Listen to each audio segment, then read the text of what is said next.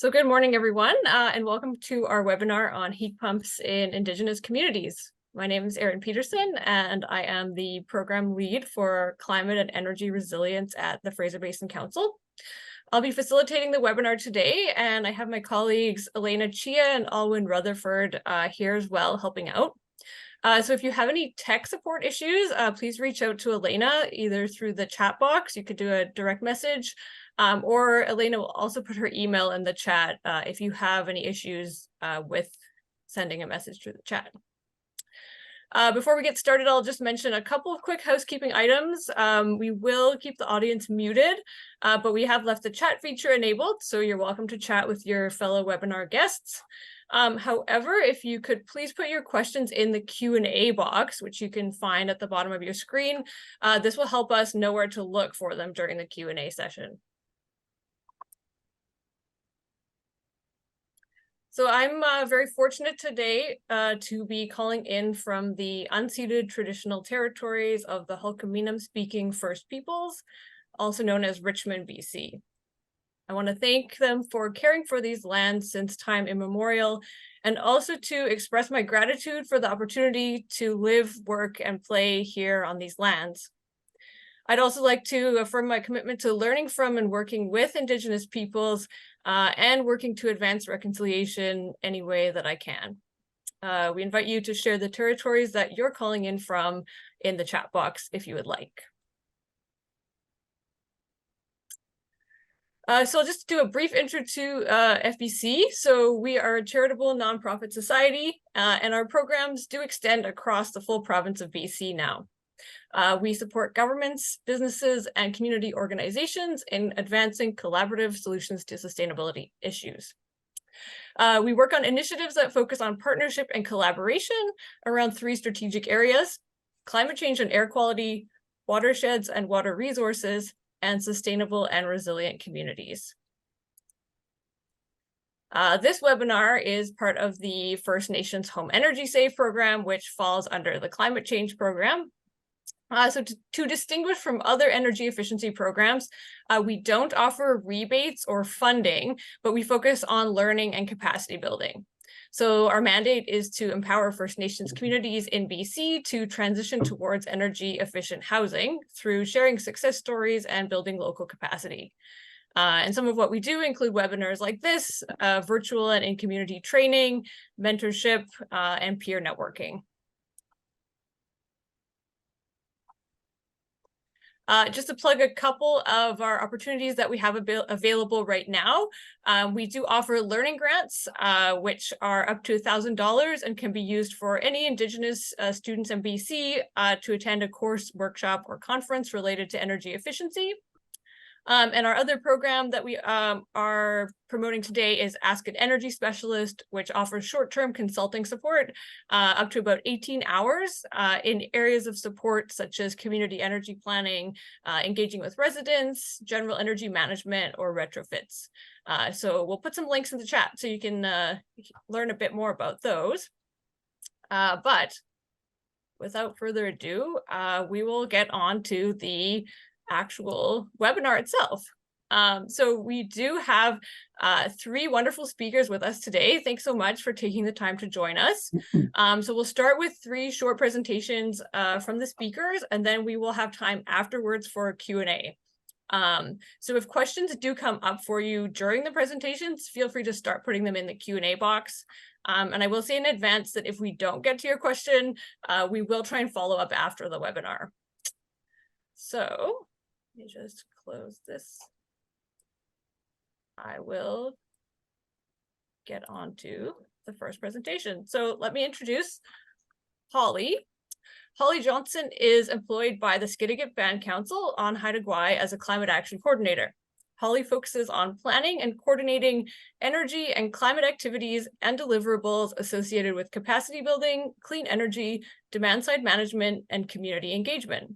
She is very enthusiastic about learning about new renewable technologies, and she is passionate about energy and doing her part to preserve the environment for future generations. So I'll pass it to you, Holly, and I'll stop sharing my screen so you can get started. Thanks, Erin. Really grateful to be here today. I'm calling in from the territory of the Haida Nation, and I've been working as an ally in the community now for 2.5 years. So time has flown, and it's been really incredible work. Um, so yeah, I work mostly with home energy efficiencies, and so one of the projects I've been working on is heat pumps. And yeah, back in 2016, led by Deputy Chief Councillor Trent Mores, Skidegate installed over 350 heat pumps. And, now it's 2023, and it's getting to a point now where a lot of the heat pumps in the community are needing repairs. And, because we are in such a remote location and we have no heat pump companies on Haida Gwaii, it really kind of forces you to think outside the box and look at, creative solutions to fixing problems. So that's when I reached out to Coastal Heat Pumps, and with two things, to fix heat pumps kind of on a larger scale within the community, and then also with the intent to train community members as well, so they have the knowledge within the community to be doing these repairs and maintenance, and kind of passing on heat pump knowledge to the community. So we're building capacity within the community, and growing knowledge. And so, yeah, we've been working with Coastal Heat Pumps now for over 2 years, and they've been working with Garrett Russ. He's the home energy efficiency specialist within the community. And within the 2 years, his knowledge has grown exponentially, and he's the go-to guy in Skidegate, constantly visiting people's homes, teaching them how to set the temperatures on the heat pump, cleaning filters, and yeah, so it's been a great success.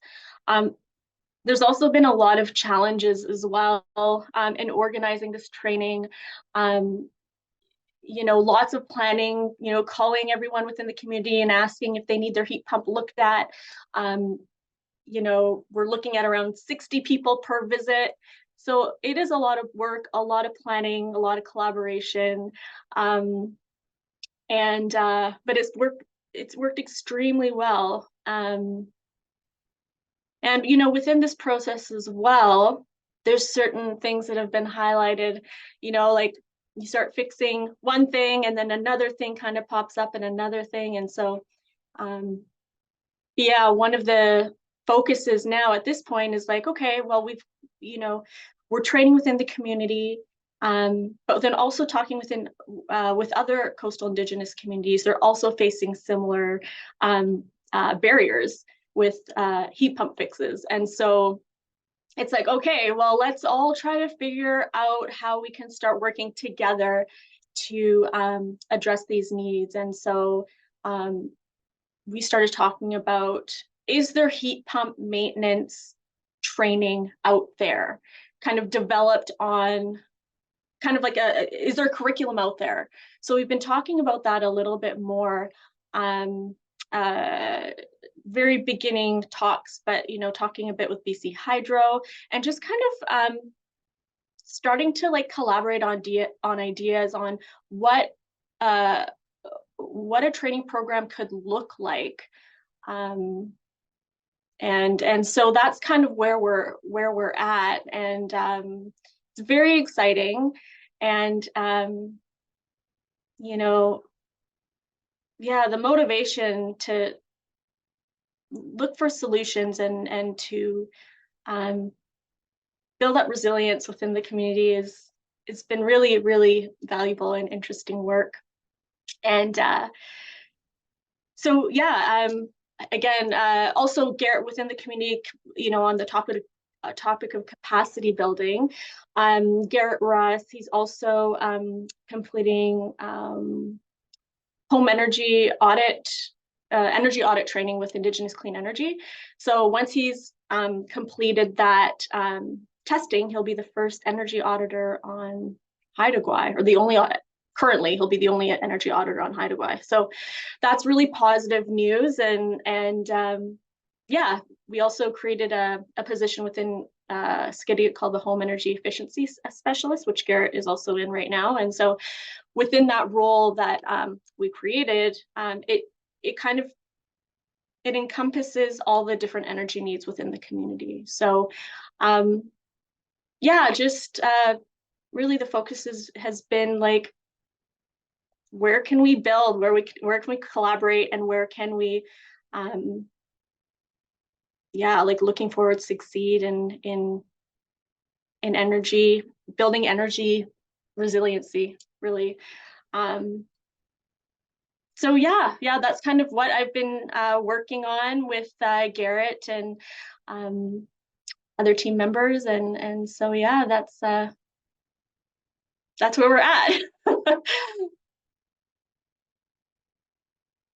Thanks so much, Holly. I know I said we would do the questions after, but maybe I'll just quickly ask you one question, or maybe two. I guess the first I have is with no heat pump installer on Haida Gwaii, what was the process of getting the heat pumps installed in the first place? And then the second question is, other than the maintenance issues coming up, how have the community members enjoyed having the heat pumps?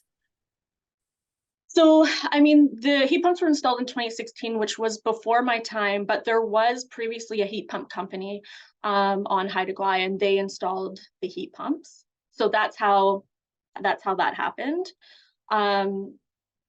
Yeah, I mean, the heat pumps have been a great success. You know, it's reducing diesel consumption. You know, it's also reducing cost savings and improving home comfort as well. So, you know, it has been a really great, the community has really enjoyed it. I think it's just, yeah, it's about maintaining those heat pumps and continuously like knowing how to fix the heat pumps as well. And so, yeah. Awesome. Thank you so much. I know there are many communities who are looking at installing heat pumps or are in the process of installing heat pumps. We did a little bit of a questionnaire with the registration. So I'm sure that there will be lots of questions for you at the end. Another topic that I know folks often have questions on is around funding. So I'll be passing the torch on to Devon Miller. So Devon Miller runs the CleanBC Indigenous Community Energy Coach Program and Heat Pump Incentive. Devon brings over 10 years of experience to the program, including in leading community energy and emissions plans, climate action plans and policies, and high-performance building strategies such as BC Energy Step Code, and supports for local governments and Indigenous communities across BC. So Devon, I'll pass it over to you, and I'll let you get your screen share up as well. Thanks for the introduction, Aaron. Good morning, everyone. Thanks for having me this morning. My name is Devon Miller. I'm speaking to you from the traditional territories of the Lekwungen peoples. I'm just going to share my screen. Everyone see that okay? Excellent. Okay, so yes, good morning. I'm going to give a high-level overview of the various retrofit support programs that are available to Indigenous communities here in BC. I'm going to be speaking primarily to CleanBC programs. So the CleanBC Indigenous Community Energy Coach Program and Heat Pump Incentive, that is the program that I run, as well as the CleanBC Income Qualified Program. And then I'm going to briefly touch on some other programs and supports that are available to Indigenous communities here in BC. So first, the Indigenous Community Energy Coach Program and Heat Pump Incentive. By way of some context setting, this is a program that falls under the broader CleanBC plan, which is the climate action plan for the provincial government. And the ICEC program falls under the Improve Where We Live and Work component of that plan. Excuse me. In my role as energy coach through this program, what I do is I discuss funding opportunities that are available to support fuel switching and energy efficiency projects, with a focus on the CleanBC Indigenous Community Heat Pump Incentive that I'll outline in a couple of slides. I work together with communities to identify, assess, and prioritize potential space and water heating, fuel switching, and energy efficiency projects within Indigenous communities, assist with heat pump installation planning, provide funding application support, And then identify other incentives that are available for other retrofit upgrades that may be of interest to the community. In terms of the goals, there's 5 goals of the program. The first is to facilitate the implementation of fuel switching and energy efficiency projects, to reduce greenhouse gas emissions, to conserve energy and make homes and buildings healthier and more comfortable, to meet community energy goals, and to build capacity and awareness related to energy efficiency and fuel switching. So this is an overview of the incentive that it runs through the program. There's 2 streams. There's a residential building stream and a community building stream. So I'll go through these one at a time. The residential building stream covers up to 80% of the costs of new heat pump installations to a maximum of $12,000 per residential heat pump unit. There are also rebates for homes that are switching from wood stove primary heating to electric heat pumps. That's $3,500 for a mini split heat pump and $6,500 for a central heat pump system. There's also a community building stream, and that also covers up to 80% of the cost of new heat pump installations to a maximum of $200,000 per heat pump, community building heat pump. And there's a maximum incentive of $200,000 available for each Indigenous community program application, but communities can pursue funding once per fiscal year. So we have supported several sort of large multi-year projects where communities have come back for that $200,000 in subsequent years. In terms of the process at a high level, there's 4 steps to go through the process. Step 1 is project scoping. Community identifies the project. Often this is identified through a meeting, a Zoom meeting or in-person meeting with myself to learn about the program and potential incentive eligibility. If we determine that there's a project, the community submits proof of community support. And that steps into step 2, which is the registration. I'm here to support with the registration process. And then the Indigenous community then identifies a heat pump contractor and receives a quote. Step 3 is the installation. So the contractor provides the heat pump details to the community and the coach to confirm their eligibility, and they complete the installation in the participating community. Because it is a rebate, the payment comes post-installation. So that is step 4. There's a fairly straightforward incentive application that I support with, and it is processed and payment is issued to the community within 30 days of receipt of that funding application. Just in terms of some high-level stats, so the program launched in January 2020, and it's had some really great uptake since then. We've supported over 420 heat pumps in 20 different Indigenous communities across the province, and there are hundreds more, over 200 more currently in planning or in progress. So it's had quite a lot of success in the last few years since it was launched. The next program that I'll give an overview of is called the CleanBC Income Qualified Program. So I'll refer to it as the IQP. You might have heard of it as the IQP. The IQP program provides enhanced rebates to income qualified households to help make energy saving upgrades more affordable. It is a complement to existing energy efficiency rebate programs. It was developed and funded by the province of BC and administered in partnership with Clear Result Canada, and it launched in February of 2022. There are 3 primary program goals of the IQP program.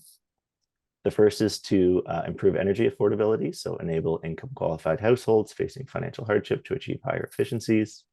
The second is to increase market awareness to enrich residents' knowledge of energy efficiency and fuel switching opportunities. And the third is to reduce greenhouse gas emissions and support achieving greenhouse gas emission savings to address climate change. So this slide covers the rebates and eligibility requirements. This slide deck, I think, will be shared after this, but the key ones to point your attention to is that Indigenous communities are eligible for level 1 rebates, which are capped at 95% of project costs to a maximum per measure. There are eligible measures include windows and doors, insulation, heat pumps, as we're talking about today, and heat pump water heaters. Eligible housing types include many of the common typologies you see in communities, so single families or duplex, townhouses, manufactured mobile homes, and secondary suites. A unique aspect of the IQP program is that it's a contractor-based retrofit program. So what that means is that rebates are paid to the contractor and the amount is deducted from the participant's invoice. This reduces the amount of administrative burden on Indigenous communities. So it is a unique feature of this program. And there are many other additional optional services that are available for participants, including energy coaching and virtual assessments through the program, as well as energy coaching for contractors as well. And Greg in the next presentation will give a little bit more about the contractor network that supports this program. Oops. Okay, and then the last slide, this is a lot on one slide, but there are many other programs that are available to Indigenous communities. So BC Hydro and Fortis BC have the Indigenous Communities Conservation Program that supports insulation, windows, doors, heating, cooling, and ventilation, as well as energy efficient appliances, air sealing, and other energy efficient projects. For communities, for remote communities, if there's anyone on the call today from remote communities that are on diesel generated electricity, I would strongly encourage you to look into the Community Energy Diesel Reduction Program that has excellent support for demand side management, community energy plans, and renewable energy generation work. And it's designed specifically for communities in that context. Canada Greener Homes Grant is a federal program, also includes funding for insulation, windows, doors, heating, cooling, and ventilation. There is a bulk application process for Indigenous communities through that program. And I also wanted to note the BC Indigenous Clean Energy Initiative, because this comes up often in discussion, is for clean energy projects. So that program provides support and capacity building funds to Indigenous communities that are working on the development of clean energy projects. Many of these programs can be stacked together to cover up to 100% of the costs. There's some nuances there, and in my role as coach, I can provide guidance on what is sort of stackable there. And that's basically the message I wanted to leave you all with, is that my services through the Energy Coach program are available for free to Indigenous communities across BC. So I realize I sent a lot of information in this presentation, but if you have questions, my contact information is here on this slide, and I'm happy to answer any today or by email or by phone in the future. So thanks everyone for having me here today. Thanks so much, Devon. That's great. I know the funding landscape can be quite confusing. So folks, if you do have questions, feel free to post them in the Q&A, and we'll get to those after our final speakers. So I will introduce Greg. So Greg Bloom is the Manager of Industry Relations at the Home Performance Stakeholder Council. Greg has 35 plus years of experience in the new home building and residential renovation industry as a carpenter, leader, mentor, and continuous lifelong learner. Greg has a passion for supporting the residential retrofit industry and best practice installations that promote energy efficiency and home comfort for everyone. So Greg, go ahead, and if you need to share your screen, please go for it. I just wanted to say I live in Maple Ridge, and Maple Ridge is located on the traditional territory of the Katzie First Nation and Kwantlen First Nation. So without further ado, we'll jump right into it. A couple of things we can talk about on the agenda. We're going to talk about who is HPSC. I've got a short video link. I hope it works. The video link will work. I don't know if the sound will work, and if it doesn't, that's okay. We can talk about it. We'll talk a little bit about who our program partners are and some rebate eligibilities that are available. This is a big one for contractors and homeowners. Why join HPCN as a contractor? What's in it for me? What's in it for my customer? In addition to the key funding opportunities that Devon talked about, there's additional support training under the BC Employer Grant as well for contractors who are wanting to become members of HPCN and do additional training. We'll talk a little bit about the HPCN, excuse me, registration, membership path, and the process. I do have some data on regional membership representation. It is about 30 days old, so we get new members, new people signing up literally every day. So it's a little bit dated, but it's fairly accurate. And then, of course, closing and open discussion. So without further ado, good. Introducing the HPSC, a nonprofit organization and lead facilitators for the home performance industry in British Columbia, Canada. Home performance is the science and practice of building and improving homes based on a whole home approach. We know that the house works as a system, so addressing the building envelope, mechanical systems, occupant behavior, and environmental conditions makes the home as safe, comfortable, and efficient as possible.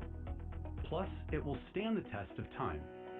With the support of our funding partners, the HPSC seeks to increase the supply and demand of qualified home performance service providers by supporting market growth, capacity building, and quality workmanship. We're the first to offer a voice for the home performance industry in BC, advocating on behalf of residential retrofit contractors, manufacturers, suppliers and distributors, industry associations, and other industry leaders alike. We work alongside representatives from the HVAC, insulation, and window and door sectors, as well as with general renovators, energy advisors, utilities, and government groups. By focusing on contractor-facing initiatives, we manage to create industry engagement, collect and develop resources such as education, training, and marketing support, advocate for the whole industry, and build our Home Performance Contractor Network. There are many ways to get involved with the HPSC, so add your voice to the conversation today. Connect with us at homeperformance.ca. All right. Thank you all for letting me go through the sound side of it. I apologize for that. So a little bit more about home performance. A couple key things I wanted to talk about was our role. We are a not-for-profit organization. We are truly an industry facilitator. Our focus is residential retrofits, and we are focused on BC. We are directly engaged with industry engagement, contractor resources. We're an advocate for the industry, and of course, we do have our contractor network. A couple of things that I wanted to clarify a little bit too. As an independent, not-for-profit organization, we work directly with our program partners, BC Hydro, Fortis, and CleanBC, but we're not directly as an employee. We are a third-party independent organization that partners directly with BC Hydro, Fortis, and CleanBC. I just wanted to make that clear. The other couple of things that I wanted to help point out to everybody was we work with sector councils, and our sector councils are the ones who really help guide what courses and training are needed by the industry for the industry. And I'll put it that way. We'll clarify that a little bit further down the slide path. Our sector councils include HVAC, insulation, windows and doors, renovators, which has now been switched to general retrofit contractors, and of course, energy advisors.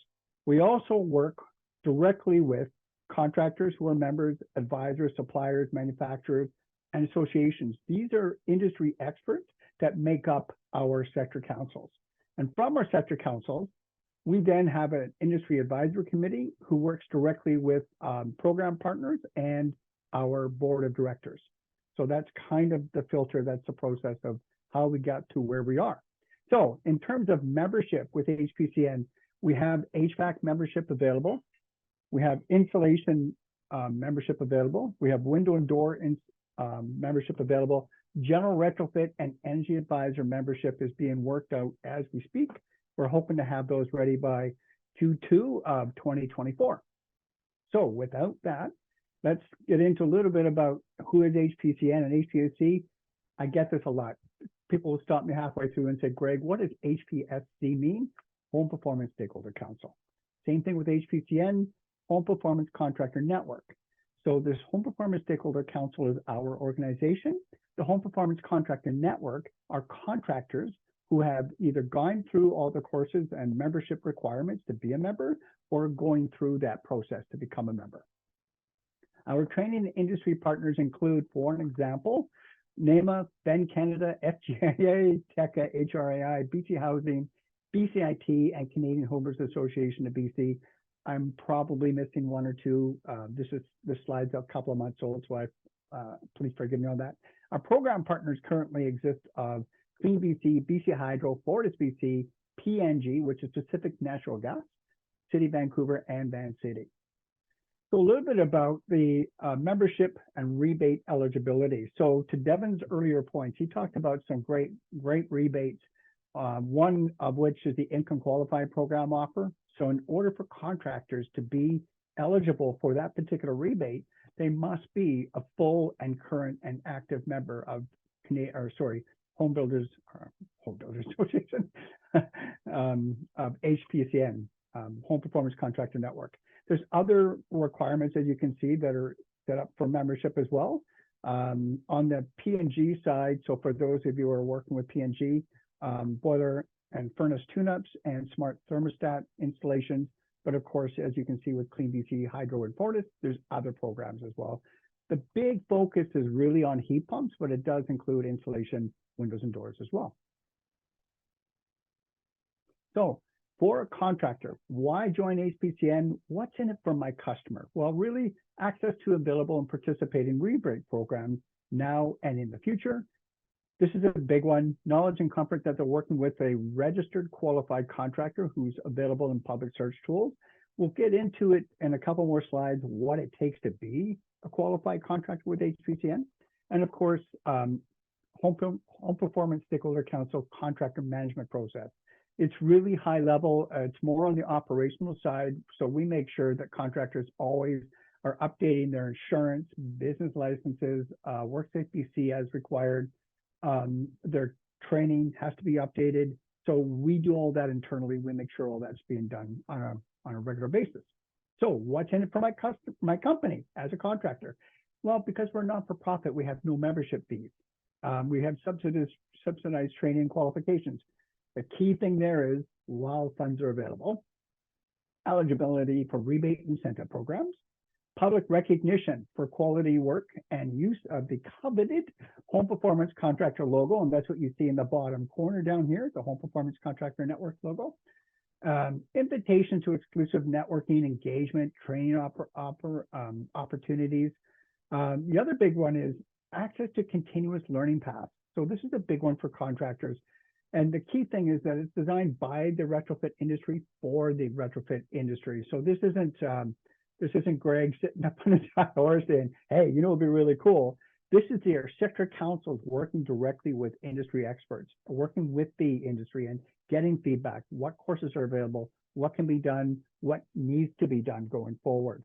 So there's some really, really good opportunities for training. And of course, be part of the house as a system as it's directly related to energy efficiency. And of course, listed on public search tools. That's a big one. So in addition to all the other programs that are available, I talked a little bit about the reimbursement program that's available for contractors. There's also the BC Employer Training Grant, which is literally up to $10,000 per employee each year to a maximum of $300,000 per company. This is a great, great program. I know I'm going through these slides quickly, so if I'm going too fast, please let me know to slow down. So part of the registration and membership path for a contractor is they go through an application. They must provide business information, they sign a code of conduct, and they provide reference checks. And the reference checks are made up of 2 customer and 1 supplier reference check. And we check them all. And yes, I'm often told, Greg, no one's ever going to give you a crappy customer reference check. They're always going to be good. Why do you bother? Well, the reason why we bother is because it's due diligence. Can you provide a reference check? Not everybody can.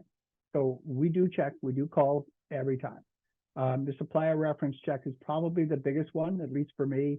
It gives us a really good indication into, does this contractor actually buy heat pumps? Are they actually in the industry?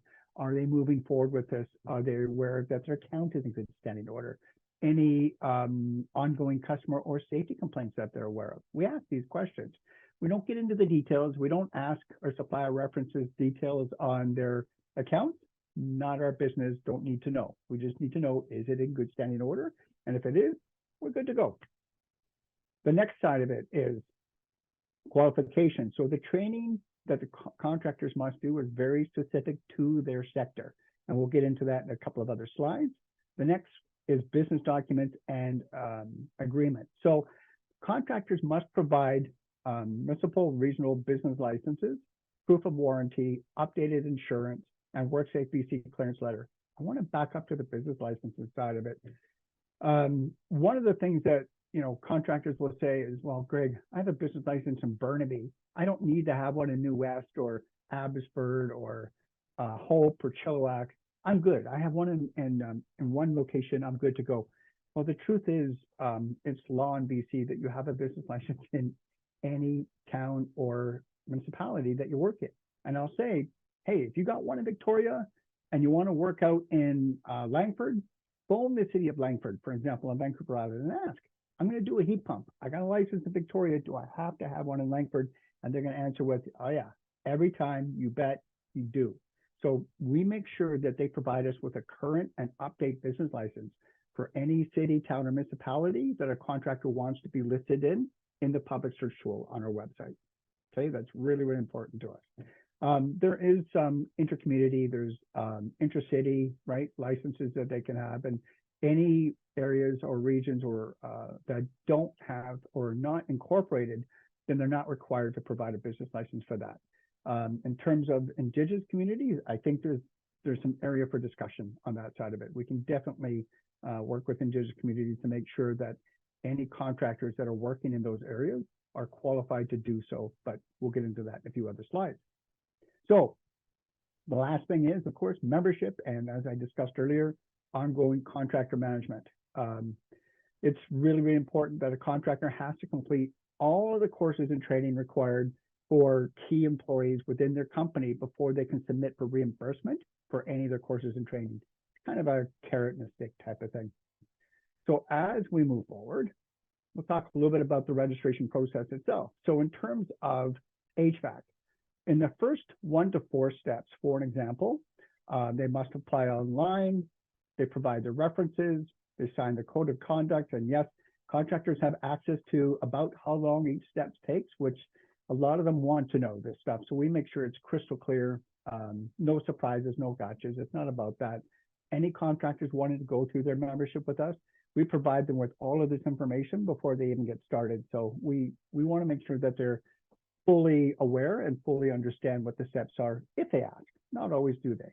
And then, of course, qualification. So, for an example, if they want to do dual fuel systems or gas systems, they must provide a Class B license from one of their employees who will also need to go through all of the rest of the HVAC training as well.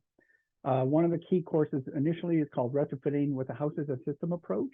It literally is 2.5 to 3.5 hours, self-paced, online. It's virtual, module-based, and it's really high-level home performance. So it helps HVAC contractors, and I'll use that for an example. That's the focus today. It'll help HVAC contractors understand that there's a direct link between everything that they do with other items that also affect the home comfort, energy efficiency, and the built-in envelope as well. And then there's 2 courses that they can take either through TECA or HRAI. And those courses are, I'll use the TECA example for example, is Principles of Movement Air and Heat Loss, Heat Gain. That really helps them understand the physics of air movement with Principles of Movement Air. And Heat Loss, Heat Gain helps them understand how to properly do an F280 heat load calculation, which should be done for every project.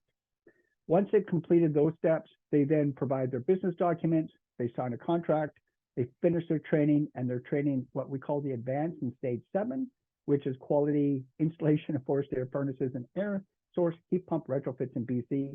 It's about 30 hours. Some people do it in 20 if you're a speed reader, and it's module-based, self-paced online as well, with a series of quizzes and then an exam at the end. In terms of insulation, very similar process. You can see as we go through it. A couple of key differences, of course, with insulation is the courses are specific to insulation.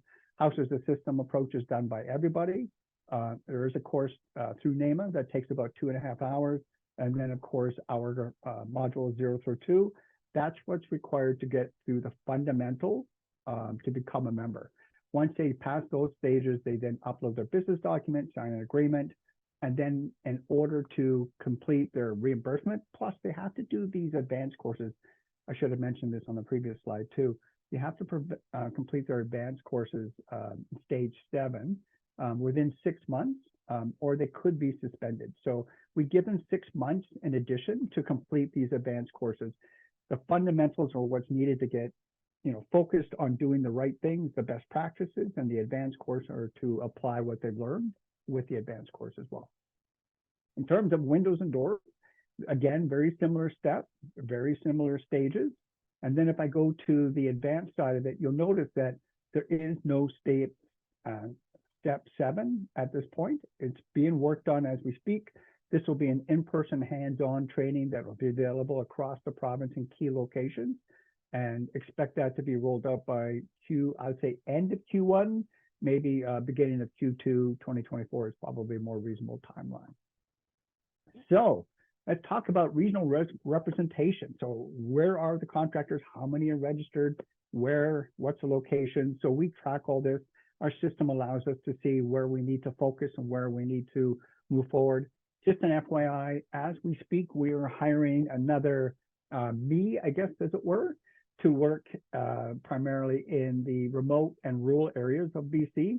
We're focused on the Kootenays, Northern BC, and other remote areas to really be in the community, to reach out, to partner with contractors, partner with the industry, and partner with homeowners and help them understand membership requirements, best practices, and follow up. Do what you need to do to be engaged in the community to help people understand what membership means and how it supports the best practices as we move forward. So you can see with windows and doors throughout BC, we have a total of 161 contractors going through their registration membership as we speak.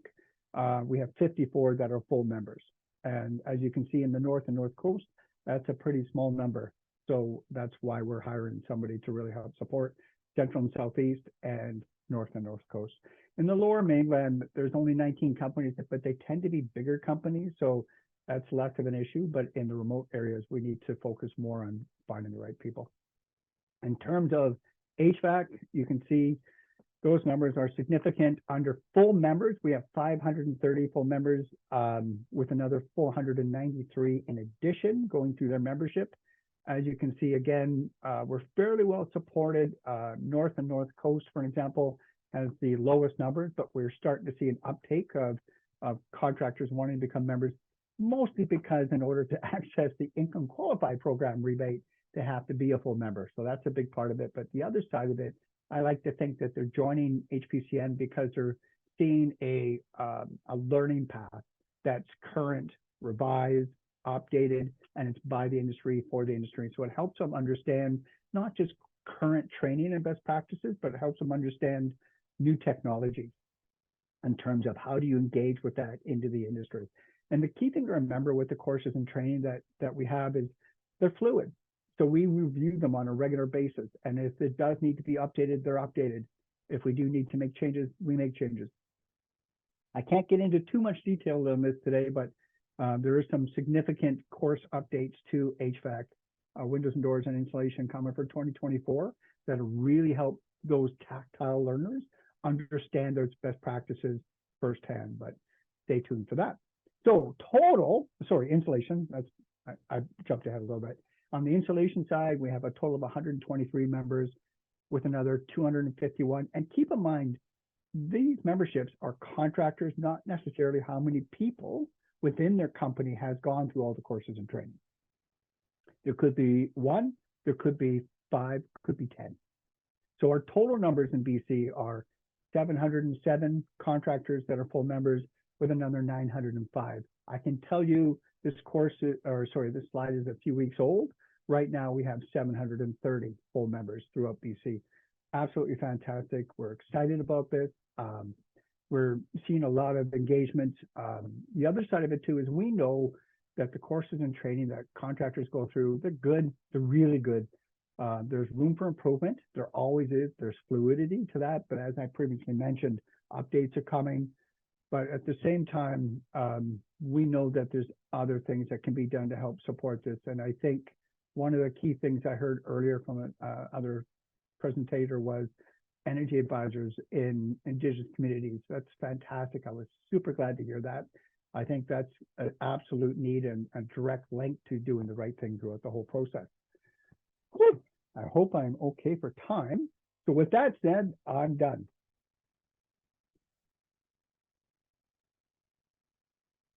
Thanks so much, Greg. Great. Yeah, so we can move into questions now. I think the first question was somewhat answered in the Q&A box already by a participant, but I know one of the main things that often comes up with heat pumps is their performance in cold weather. So maybe I'll just pass it to Holly first. I know Haida Gwaii has a bit of a more moderate climate based on the ocean being so near, but what experiences have residents had in Skidegate in terms of using the heat pumps in cold weather? And do they have backup heating systems in the homes as well? Yeah, we have Fujitsu heat pumps, and so at the lowest temperature, it it works at is -10. So a lot of community members do have backup heat, but I mean, yeah, I mean, it doesn't get to -10 often. So yeah, the heat pumps are a really reliable source even in the winter. But that being said, if they're not working properly, then it's, you know, it's always good to have backup heat, which a lot of people do. So. Yeah, and then I guess I'm not sure who I should pass it to. Maybe I'll pass it over to Devon next. With communities you've worked with, have you worked with any, say in northeastern BC, where the temperatures get down to -25, -30? And do you know how they've been doing with the heat pumps up there? Yeah, thanks for the question. Our uptake has been less in the north for sure. There have been some communities and they've installed cold weather rated units and they're happy with them. I would also just note it, I guess it does get a bit beyond my technical knowledge, and I would say that Gary Hammer's response, Gary knows more about the technical side of heat pumps than me, certainly, and many people, and I think his answer was a really good one in the Q&A. So thanks, Gary, for hopping in there. I appreciate that. And yeah, I would say that question does come up in the north. Certainly, I think another thing to keep in mind that's related to that is sort of what happens in power outages and things of that nature. So having a backup heat source, you know, when we're working with communities where that is an issue, we often, you know, discuss if there's a backup heat source like a wood stove or something like that, as which is a great backup heat source when the power is out. So we have these conversations with communities all the time, and there are some technical solutions in terms of cold weather rated units that can go in. Yeah, great. I think I think Greg has his hand up, so I think hopefully you're answering the same question, because I was going to pass it over to you as well. Yeah, exactly the same question. So there's a handful of contractors that I know of who are out in the like Prince George area, for an example. I'll use that one. One contractor in particular installs heat pumps all the time in Prince George, where it gets really cold in the winter. No problem whatsoever. He's installing heat pumps that are designed for cold climates, although it can be argued that all heat pumps are technically cold climate, but some just simply operate and perform better. The ones that he's installing, if I believe that I remember the numbers correctly, -20, they're still at an 80% efficiency level. So it just really depends on a couple of things. One, making sure that you've got the right heat pump, and two, making sure they're installed correctly. I would have to say they go hand in hand. One doesn't work well without the other. Yeah. Makes sense. Great. Yeah, I think that's definitely a question yeah, that comes up quite often. I have another question. This one might be again for you, Greg. Are you seeing heat pumps combined with heat recovery ventilators in a single unit? Is that a thing that you're seeing contractors do at this point? I can't really say, actually. A heat recovery system should be done, but I can't say that it is on a regular basis. I don't know. I don't have that answer. Sorry. No, that's okay. Yeah, it seems like there's definitely some appetite for having some technical experts. So we'll consider that in future webinars as well, bringing in some folks with a bit more technical expertise on how the heat pumps work and things like that. So one of the questions that came up actually in our registration, but I don't see yet in the Q&A box, is for Holly. I know you mentioned that the installation happened before you worked for Skidegate, but folks were interested in hearing about any challenges with the installation itself. Just wondering if you have any insight on that, like how did the installation go in the community? Yeah, it's before my time. I can't really speak in detail about that. Yeah, sorry. No, that's totally fine. Yeah, just wanted to see. I mean, obviously it's been successful so far, so it's great to know that.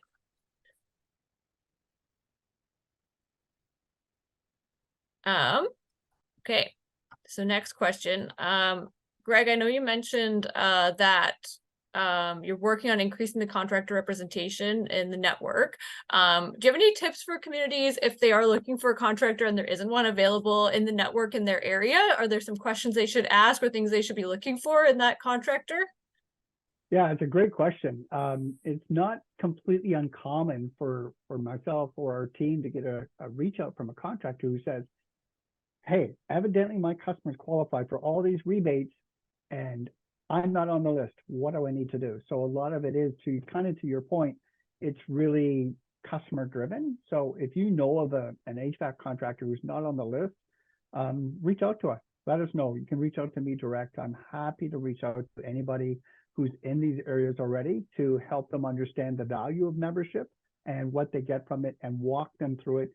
Very common for us to, and I don't mean this in a negative way at all, but very common for us to literally hold people's hands as they go through the process, because a lot of contractors, as you could see, the process was, they've never done something like this before. So we're happy to walk them through those steps as they need. There's also some opportunities for contractors outside of the area to become a little bit more engaged with that.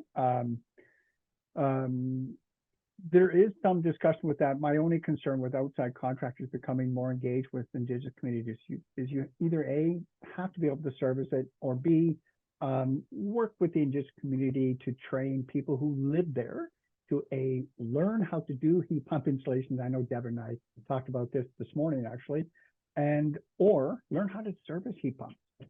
It's definitely something that can be done. I know there's a couple of key companies out there.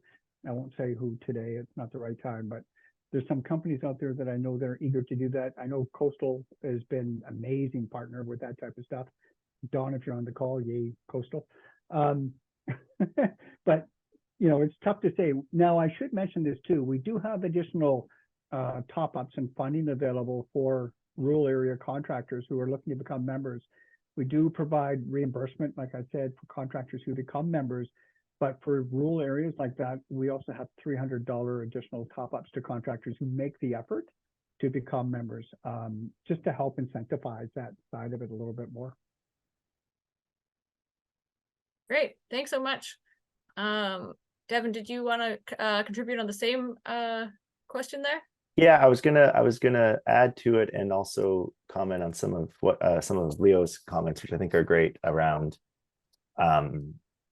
sort of educating or teaching occupants on how everything works with the new heat pump, which I think is a great point. And and related to sort of the in-community training, I think there's opportunities there in post-installation for a lot of support post-installation for both training and maintenance within the community, as Holly provided an overview of all the great work she's been doing up in Skidegate, but also for, how does the heat pump work? How to make sure it's operating as efficiently as possible?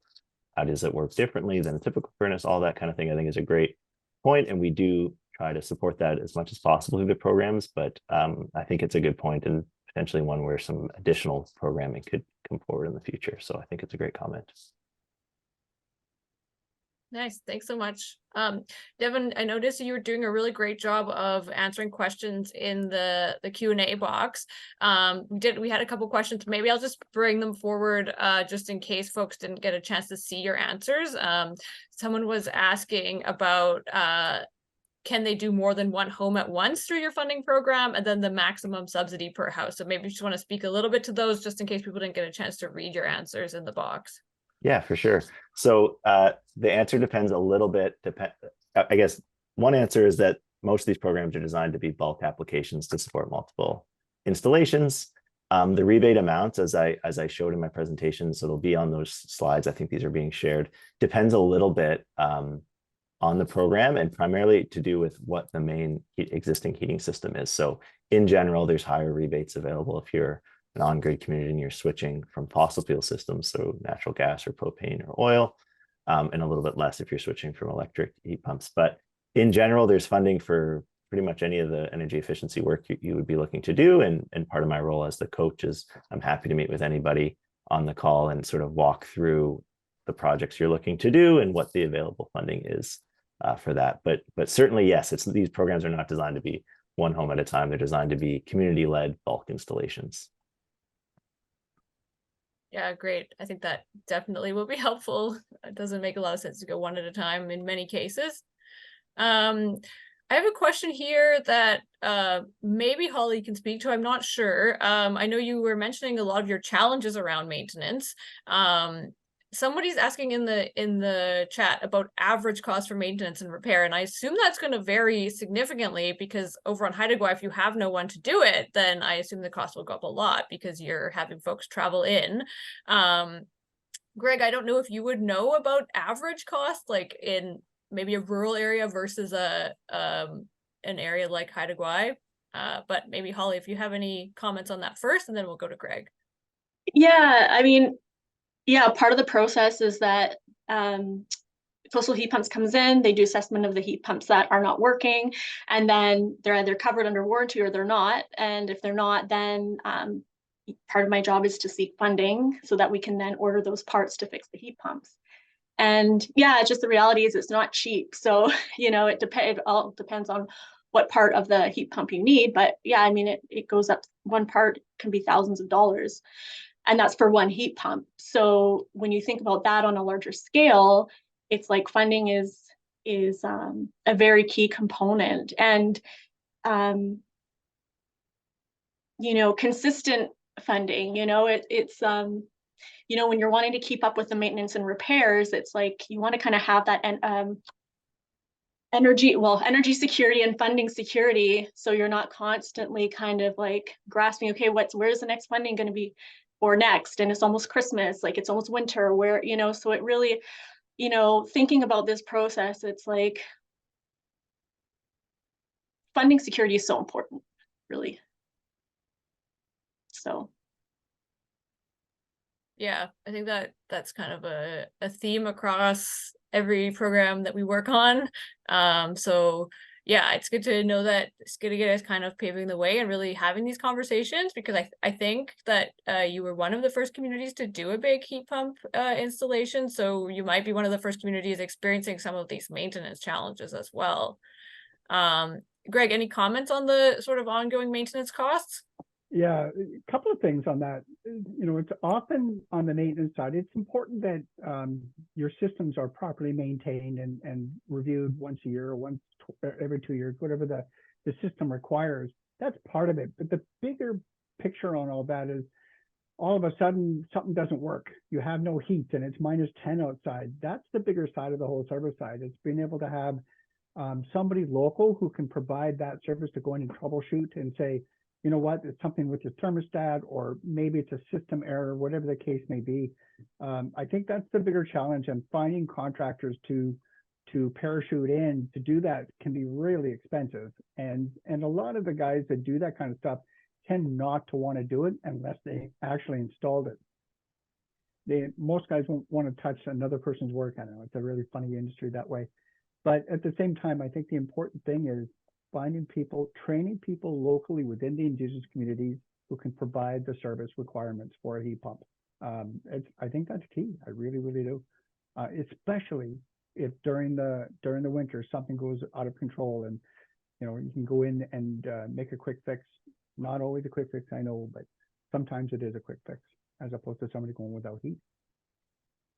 Yeah, Greg, and just like to further add to that, yeah, with Greg's training, it's like you're saying, it's so key, and with Garrett's training over the last year and a half, it has cut down like these issues that come up, for example, during winter. Like having Garrett there now eliminates, you know, half of the issues that are happening with heat pumps, but there are still, like, there's that a little bit more training that he can't quite get because he's not HVAC, he's not trained in HVAC. So it's like, where's that medium? Like, where, like, can there be training that's not quite HVAC, but still allows, but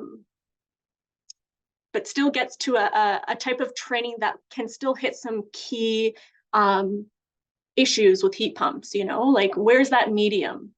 And that's kind of where my thought process has been during this process, is where's that sweet spot where you can really get some good maintenance and repairs done without having to go through the full HVAC process? Is that a possibility, you know? So it's just like looking outside the box for those solutions. So I know a lot of manufacturers have some really good training and support for people who install their products to really help make sure that they're maintained properly and that they can troubleshoot. So perhaps that's an avenue that can be explored down the road, is to work a little bit more closely with manufacturers once the systems have been installed, to help understand how to troubleshoot and how to maintain them properly.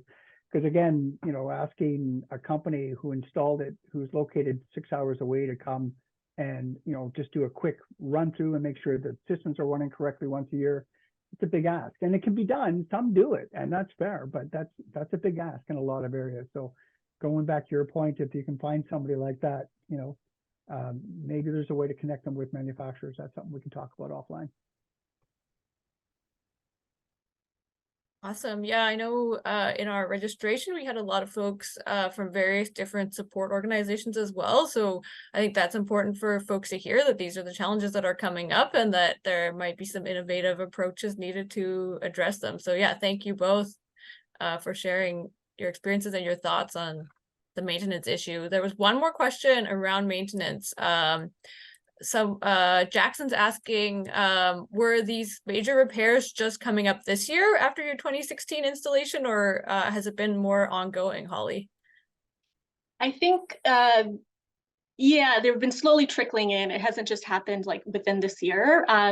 So yeah, there has been a need for maintenance well before, I know, a year ago, but, you know, which also highlights the importance of having like a regular maintenance contract with the company that you're working with, you know, so you're not running into these problems where you're having to you know, bulk fix all these, like do maintenance on all these, on the heat pumps on a bulk scale. You know, if you're having regular maintenance every 1 or 2 years, then you're reducing costs and yeah, it's just overall more efficient in the long run. And so because we are so remote, there's not a heat pump company on island, it's like just navigating all that. But Yeah, so more like a preventative maintenance type of schedule. yeah, That makes sense. All right. So we are coming up to sort of the final 10 minutes or so. I guess with sort of this maintenance theme, I don't know, Devon, if you're aware of any sort of funding that might be available for maintenance or maintenance training that might be out there. Yeah, thanks for the question.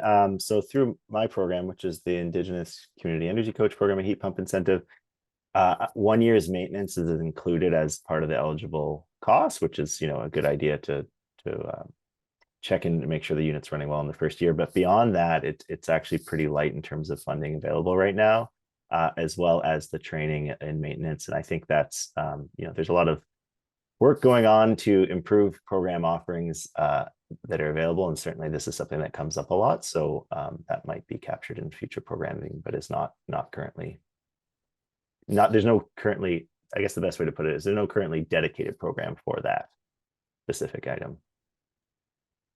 Yeah. Great. Well, it's good that it's getting brought up and talked about, and maybe that'll be something that ends up in future funding rounds. I did also have one other question, specifically around when you chat to communities, is there sort of a, say, like a minimum level of air tightness or like certain other upgrades that should be done in a home, like before you're thinking about putting a heat pump in? And is that something that you focus on, you know, in your, when you set up the funding? Yeah, that's another great question. You know, the house as a system concept is something we talk about with communities a lot, and certainly best practice is to tackle the, you know, the envelope first approach, as they would call it. So you tackle that first if you have any issues in terms of level of insulation or leaky windows and doors and that sort of thing, to sort of lower the heating demand on the heat pump. That would be best practice. So we talk about that in our meetings, and point to funding sources to tackle that work first. It doesn't always happen that way, you know, just depending on sort of phasing of work. Sometimes the envelope work can be more time intensive or whatnot. So sometimes folks will put the heat pump in first and then tackle the envelope second. So I guess the answer is it's definitely something we talk about, and certainly something that communities should be aware of, that that envelope first approach is a best practice way of tackling this stuff to make sure you're getting the sort of best bang for your buck, as it were, in terms of the performance of the heat pump and things of that nature. And we can work with communities to sort of talk about the phasing of that work and funding that's available for insulation windows and doors and things like that. Great. Yeah, thank you. Yeah, we actually do have a question in the chat. I think I'm understanding correctly. It's about the energy use reduction with the window replacement. And the Eduardo's kind of asking saying that the energy reduction may not really justify the cost of the window replacement. So he's kind of wondering why such a big push on window and door replacement in the programs. Greg, maybe I'll pass that to you. Yeah, it's a great question. I can't speak to the rebate program on that.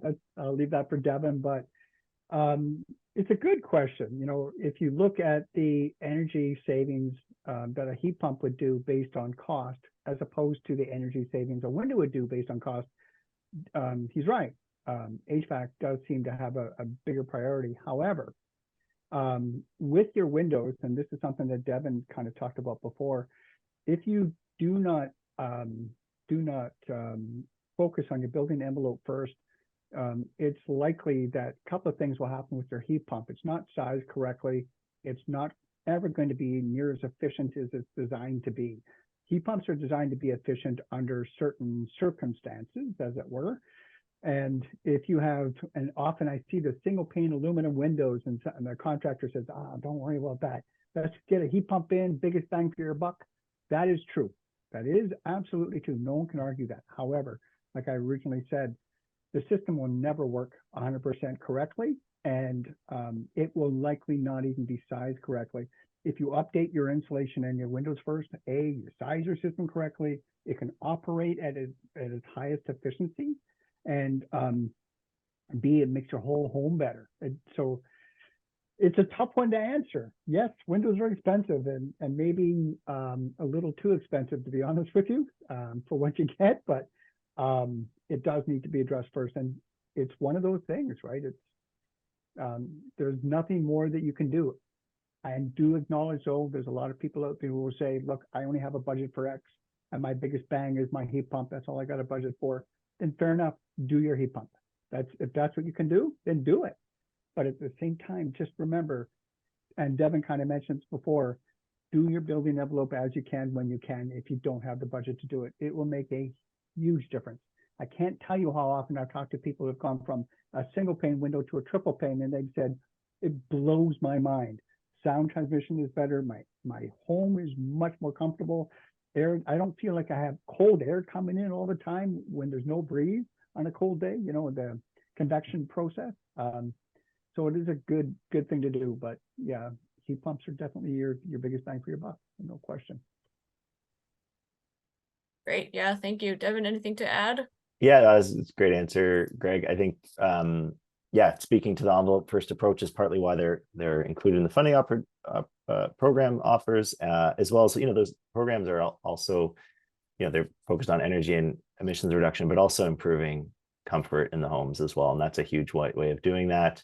And they're expensive. Yeah. So like having, you know, lowering the barrier to access by having rebates available for that type of work helps sort of level the playing field of who can install that work and have their comfort home. So yeah, if you're doing it from a strictly cost, you know, emissions factor per dollar per ton type of thing, it's not as great of an outcome, but it has lots of other really good outcomes for the residents. Yeah, thanks so much. So we are coming into our last 5 minutes. I think I'll just leave the speakers with the opportunity. Is there anything that we didn't address or any final comments that you would like to give? Holly, maybe I'll pass it to you first. No, I'm just very grateful to be here and to connect with everyone here today. So thanks for inviting me. Yeah, no worries. It's wonderful to have you, and thanks for taking the time. Devon, I'll pass it to you next. Yeah, thanks for having me here today. Thanks for all the great questions. I mean, it sounds like there's some appetite for some technical answers, and sorry I was not able to provide some of those, but I just reiterate sort of what I said on my last slide, that the Indigenous Community Energy Coach program is here. If you have questions about what is available in terms of rebates, please don't hesitate to contact me. I'm happy to meet with you and provide an overview of all of those programs offers for Indigenous communities. Yeah, thanks so much. And then Greg, I'll pass it over to you for the your final comments. First off, I want to say thank you to Holly and Devon. I really enjoyed your presentation, and thank you to everybody. I appreciate the opportunity to talk about home performance and the contractor network. And you know, if anybody ever has any questions, don't hesitate to reach out to me direct. I'm always available. I do have a cell phone. I do tend not to answer my phone when I'm eating dinner with my wife. That's a rule that we have. But other than that, I try to make myself available whenever possible. And thank you again for the opportunity. And I do look forward to the next days that we do have maybe someone that can talk about more of the technical side. I'm pretty sure Gary could do that, but I don't know. That's maybe a different conversation. Thank you. Great. Yeah, thank you so much. It's always good to learn what appetites are out there. So yeah, we'll look at doing some more technical sessions as well. So I'd like to thank all of you. Thank you so much to our wonderful speakers who took the time to come and share your knowledge with us today. Thank you to all the participants in the audience. I know that there were some questions in the Q&A box we didn't get to, so we'll do our best to follow up. I know some were a bit technical, so maybe you'll need to attend a more technical session that we can hopefully put on in the new year. But again, thanks for your participation and your questions.